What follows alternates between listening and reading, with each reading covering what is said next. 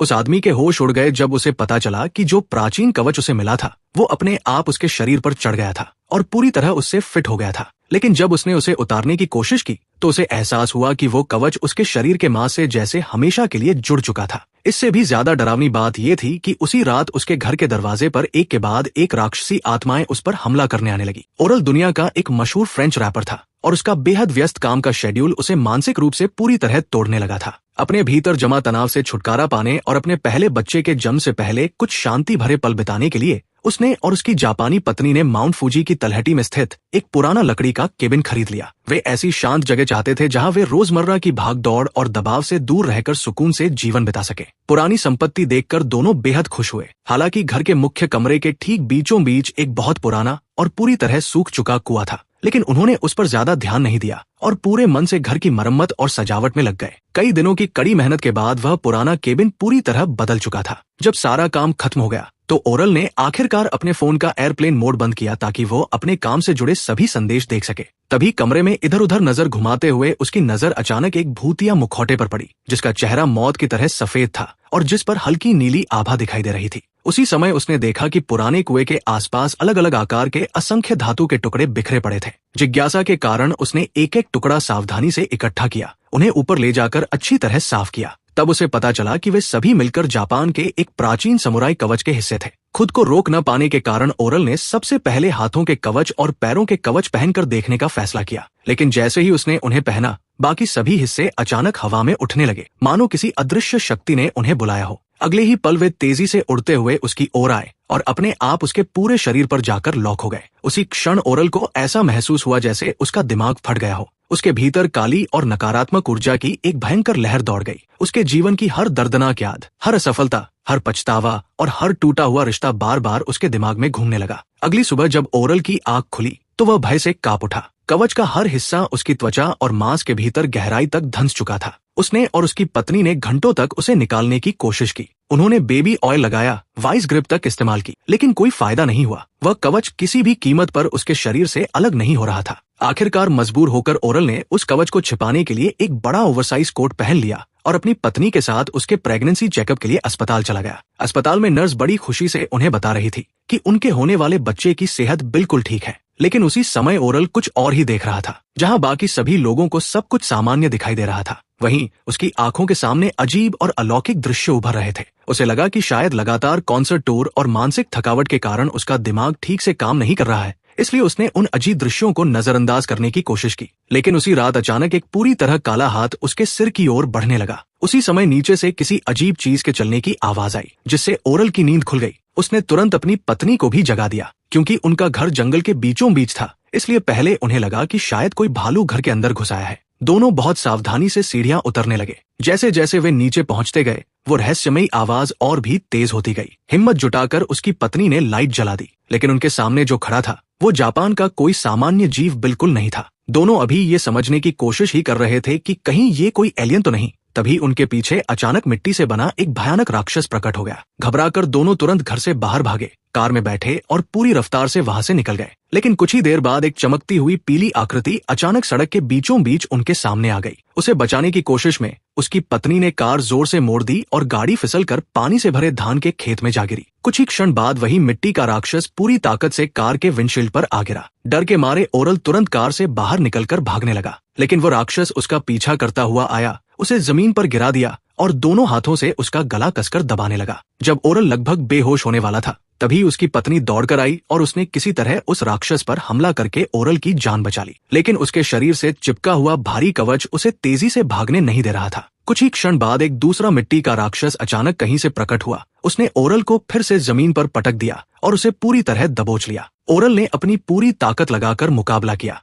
उसने पूरी शक्ति से उस राक्षस को लात मारी, लेकिन उसका पैर उस मिट्टी जैसे शरीर के पेट में बुरी तरह फंस गया, जिससे उसके लिए बच निकलना और भी मुश्किल हो गया। अगली सुबह उसकी पत्नी को बचपन की एक आध्यात्मिक साधिका याद आई। वो बुजुर्ग महिला अपनी आध्यात्मिक शक्तियों और अलौकिक ज्ञान के लिए बहुत सम्मानित मानी जाती थी। दोनों को उम्मीद थी कि शायद वही इस रहस्य को समझ पाएगी। दोनों तुरंत ओसाका जाने वाली ट्रेन में सवार हो गए, लेकिन जैसे ही वे शांत ग्रामीण इलाके से निकलकर भीड़ भाड़ वाले शहर में पहुंचे, ओरल के भीतर अचानक घुटन और बेचैनी की लहर उठने लगी। तभी उसकी नजर एक विशाल डिजिटल बिलबोर्ड पर पड़ी, जहां एक बेहद आकर्षक मॉडल उत्तेजक अंदाज में पोज दे रही थी। उसे देखते ही ओरल के भीतर अचानक एक अनजान और बेहद प्रबल इच्छा जाग उठी। हालांकि उसने किसी तरह उस इच्छा को दबा लिया, लेकिन वो खुद अपनी इस प्रतिक्रिया से बुरी तरह डर गया। आखिरकार दोनों उस आध्यात्मिक साधिका के रेस्टोरेंट पहुंचे। वो महिला पूरी तरह अंधी थी, लेकिन जैसे ही ओरल ने अपना कोट खोला, उसने बिना देखे ही उस कवच से निकल रही भयानक दुष्ट ऊर्जा को महसूस कर लिया। बिना उसे छुए ही वह समझ गई कि ये आखिर क्या है। उसने बताया कि कवच के हर हिस्से पर जापान के महान और अत्यंत शक्तिशाली योकाई की आकृतियां उकेरी गई थी।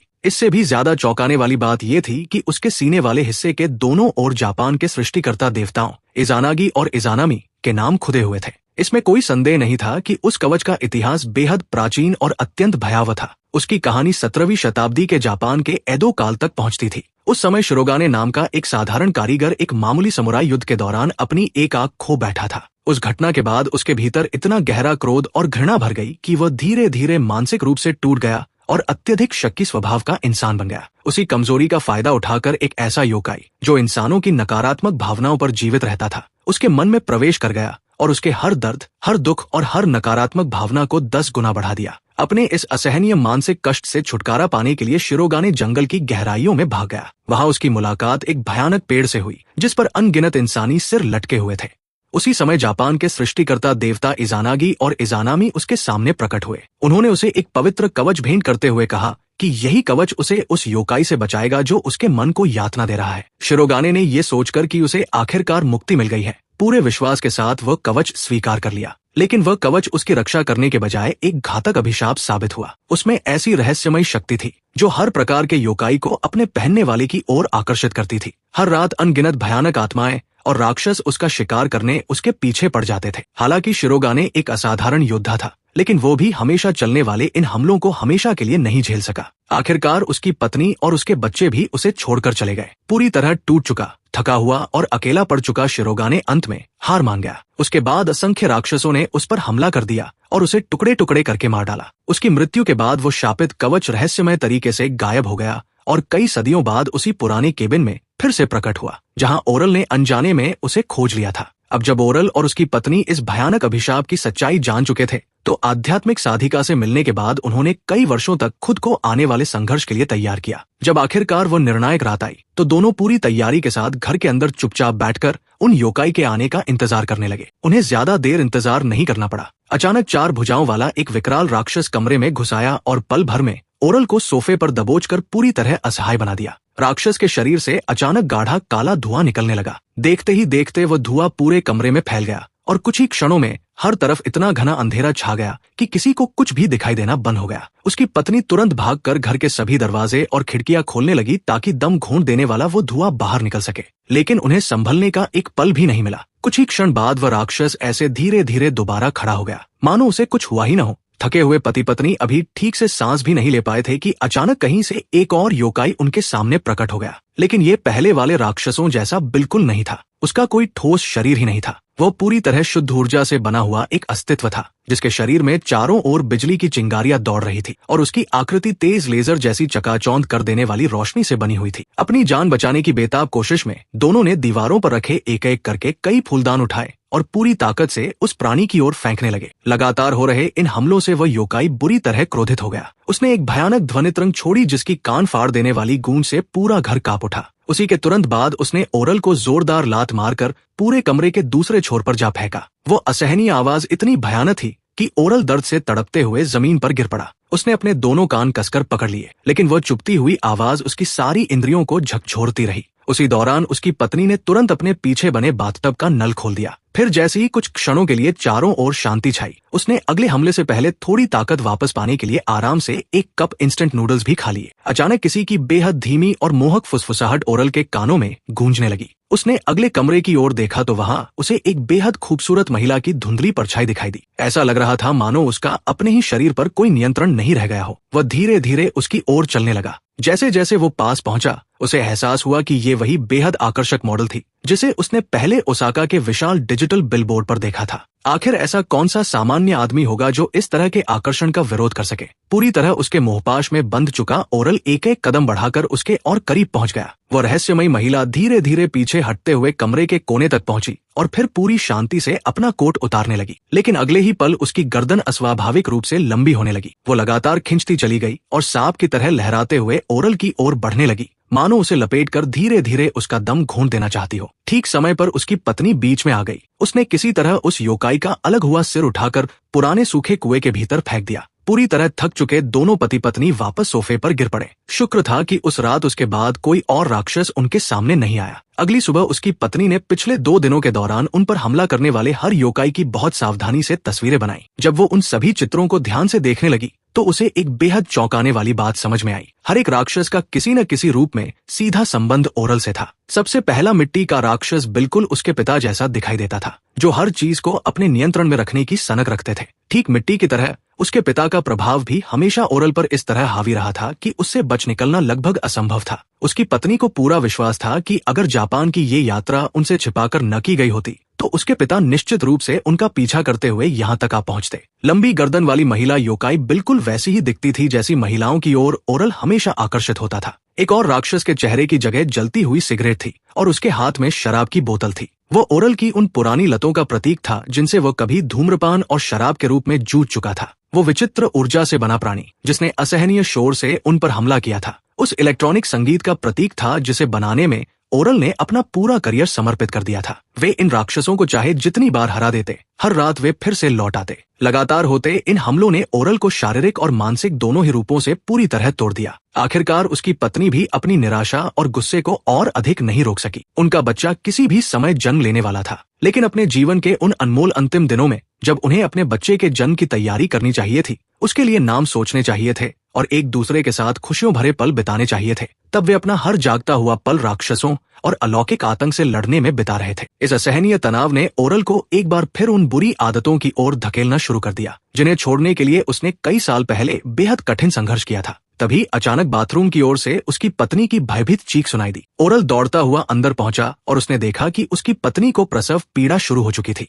पूरे फर्श पर साफ रंग का द्रव फैल चुका था। सब कुछ इतनी तेजी से हुआ कि दोनों ठीक से समझ भी नहीं पाए और कुछ ही क्षणों में उनका बच्चा जन्म ले चुका था। लेकिन जब ओरल ने अपनी बाहों में लेटे उस नवजात शिशु को ध्यान से देखा तो उसके भीतर गहरा निराशा का सैलाब उमड़ पड़ा। जो कुछ अभी अभी हुआ था वो उसे समझ ही नहीं पा रहा था, इसलिए वह थोड़ी ताजी हवा लेने के लिए घर से बाहर निकल गया। तभी अचानक किसी गहरी और भारी आवाज ने उसके कानों में फुसफुसाकर पूछा कि क्या वह सचमुच जानना चाहता है कि इस शापित कवच को कैसे उतारा जा सकता है। बिना कुछ सोचे समझे ओरल उस रहस्यमयी आवाज का पीछा करते हुए जंगल की गहराइयों में चला गया। वहां उसकी मुलाकात एक और योकाई से हुई, लेकिन बाकी सभी राक्षसों के विपरीत यह प्राणी बेहद शांत स्वर में बात कर रहा था।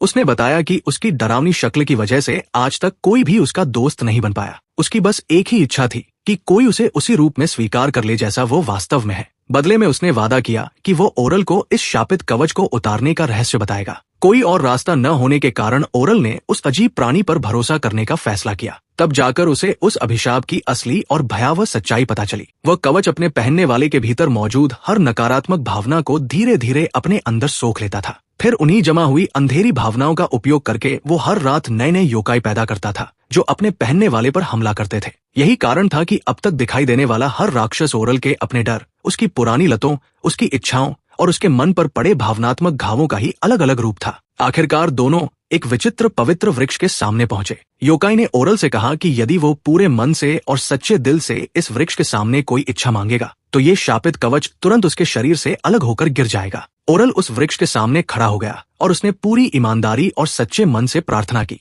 कई मिनट बीत गए लेकिन कुछ भी नहीं हुआ। कड़वी मुस्कान के साथ ओरल ने मजाक करते हुए कहा कि शायद जापानी देवता फ्रेंच भाषा समझते ही नहीं होंगे। हताश होकर वो उसी पेड़ के नीचे बैठ गया और कई वर्षों से अपने भीतर दबाकर रखी हर भावना को बाहर निकालने लगा। उसने अपने बेहद थका देने वाले करियर की शिकायत की। उसने अपनी पत्नी के प्रति वो नाराजगी भी जाहिर की जो उसे इस बात को लेकर थी कि वो उसके ऊपर हमेशा बने रहने वाले मानसिक दबाव को कभी पूरी तरह समझ नहीं पाती। उसने ये भी स्वीकार किया कि उसके भीतर भरी अनगिनत नकारात्मक भावनाएं उसे बहुत लंबे समय से धीरे धीरे पूरी तरह मानसिक रूप से टूटने की कगार तक पहुंचा रही थी। अचानक उस पवित्र वृक्ष की शाखाएं जीवित हो उठी। वे तेजी से आगे बढ़ी और ओरल के पूरे शरीर को कसकर लपेट लिया। अगले ही पल उन शाखाओं पर सुंदर सुंदर फूल खिलने लगे और कुछ ही क्षणों बाद वे फूल अजीब प्रकार के फलों में बदल गए। उस योकाई ने चुपके से उन फलों को तोड़ लिया, क्योंकि वे सीधे सीधे ओरल की नकारात्मक भावनाओं से पैदा हुए थे। जैसे ही उसने उन फलों को खाया, उसका पूरा शरीर बदलने लगा। कुछ ही क्षणों में वो बिल्कुल ओरल की हूबहू शारीरिक प्रतिलिपि बन गया। दुनिया के मशहूर रैपर का रूप धारण करते ही उस नकली ओरल ने हर जगह अराजकता फैलानी शुरू कर दी। एक लाइव टेलीविजन कार्यक्रम के दौरान वह बेकाबू होकर जोर जोर से चिल्लाने लगा और केवल एक मामूली बहस के कारण उसने अपने ही बॉडीगार्ड्स को टीवी होस्ट पर हमला करने का आदेश तक दे दिया। उधर असली ओरल ने जल्दी जल्दी एक वीडियो रिकॉर्ड किया, जिसमें उसने खुद का बचाव करते हुए पूरी सच्चाई बताने की कोशिश की। तब तक उसे समझ आ चुका था कि उसके साथ बहुत बड़ा धोखा हो चुका है। उस योकाई का उसे बचाने का कभी कोई इरादा ही नहीं था। उसने चालाकी से ओरल को अपनी सारी नकारात्मक भावनाएं उस पवित्र वृक्ष को सौंपने के लिए उकसाया, ताकि वो उन भावनाओं से पैदा हुए फलों को खाकर उसकी पहचान चुरा सके। लेकिन दुर्भाग्य से ये पूरी कहानी इतनी अविश्वसनीय थी कि ओरल जानता था दुनिया का कोई भी इंसान उसकी बात पर विश्वास नहीं करेगा। अपने एक दोस्त की मदद से ओरल तुरंत जापान छोड़कर वापस फ्रांस लौट गया। अब उसने ठान लिया था कि वो उस नकली व्यक्ति का स्वयं सामना करेगा और पूरी दुनिया के सामने अपना नाम साफ करेगा। उसी समय उसके दोस्त ने देखा कि नकली ओरल ने एक लाइव स्ट्रीम शुरू कर दी है। डर के मारे वो दोनों तुरंत प्रसारण देखने लगे। ओरल के होश उड़ गए जब उसने देखा कि वो नकली व्यक्ति उसके अपने ही घर के अंदर मौजूद था। उसने उसके माता पिता और परिवार के अन्य सदस्यों को बांध रखा था। उसका इरादा था कि वो हजारों लाखों दर्शकों के सामने लाइव प्रसारण में उन सबकी हत्या कर दे। ओरल बिना एक पल गवाए पूरी रफ्तार से अपने घर की ओर दौड़ पड़ा। जब तक वो वहां पहुंचा, तब तक घर के बाहर पुलिस अधिकारियों और गुस्साए प्रदर्शनकारियों की भारी भीड़ जमा हो चुकी थी। जैसे ही ओरल घर के भीतर दाखिल हुआ, उसके चारों ओर का पूरा वातावरण अचानक गहरे अंधकार में डूब गया। उसी क्षण अब तक मिले हर एक योकाई उसके चारों ओर प्रकट हो गए और उन्होंने उसे चारों तरफ से घेर लिया, जिससे उसके पास बच निकलने का कोई रास्ता नहीं बचा। उधर नकली ओरल बेहद शांति से पूरे घर में पेट्रोल छिड़कने लगा, ताकि पूरे मकान को आग लगाकर राख किया जा सके। आखिरकार लगातार संघर्ष करते करते ओरल बेहोश होकर जमीन पर गिर पड़ा। उसकी पत्नी दर्द से रेंगते हुए किसी तरह उसके पास पहुंची और उसके कान में धीरे से फुसफुसाई कि उनका बच्चा उनका इंतजार कर रहा है और उन दोनों के लिए अभी भी एक खूबसूरत भविष्य बाकी है। बस उन्हीं साधारण लेकिन सच्चे शब्दों ने उस भयानक अभिशाप को तोड़ दिया। अगले ही पल ओरल के शरीर से जुड़ा हुआ शापित कवच एक एक करके टूटकर नीचे गिरने लगा। जैसे जैसे कवच का हर हिस्सा उससे अलग होता गया, वैसे वैसे ओरल और उसकी पत्नी दोनों वास्तविक दुनिया में वापस लौट आए। लेकिन वह नकली ओरल बिना किसी कठिनाई के दोबारा उठ खड़ा हुआ। अब तक उन्होंने जो कुछ भी किया था, वो उसे रोकने के लिए बिल्कुल भी पर्याप्त साबित नहीं हुआ। इस समय तक ओरल के शरीर में लड़ने की जरा भी ताकत नहीं बची थी। नकली योकाई ने उसे बेरहमी से पीटा। उसके चेहरे से खून बहने लगा। फिर वह उसका मजाक उड़ाते हुए बोला कि वो इतना लंबा कभी जिंदा नहीं रहेगा कि अपने ही बच्चे को बड़ा होते हुए देख सके। लेकिन जैसे ही शापित कवच का आखिरी टुकड़ा भी ओरल के शरीर से अलग होकर नीचे गिरा, सब कुछ बदल गया। अब वह नकली योकाई ओरल की नकारात्मक भावनाओं से शक्ति प्राप्त नहीं कर सकता था। अपना मानव रूप बनाए रखना उसके लिए असंभव हो गया और वो फिर से अपने असली, विकृत और भयानक राक्षसी रूप में लौट आया। अगले ही पल वो प्राचीन कवच तेजी से हवा में ऊंचा उठ गया और फिर पूरी ताकत के साथ नीचे गिरकर सीधे उस राक्षस के ऊपर आ गिरा। वह योकाई हमेशा हमेशा के लिए नष्ट हो गया।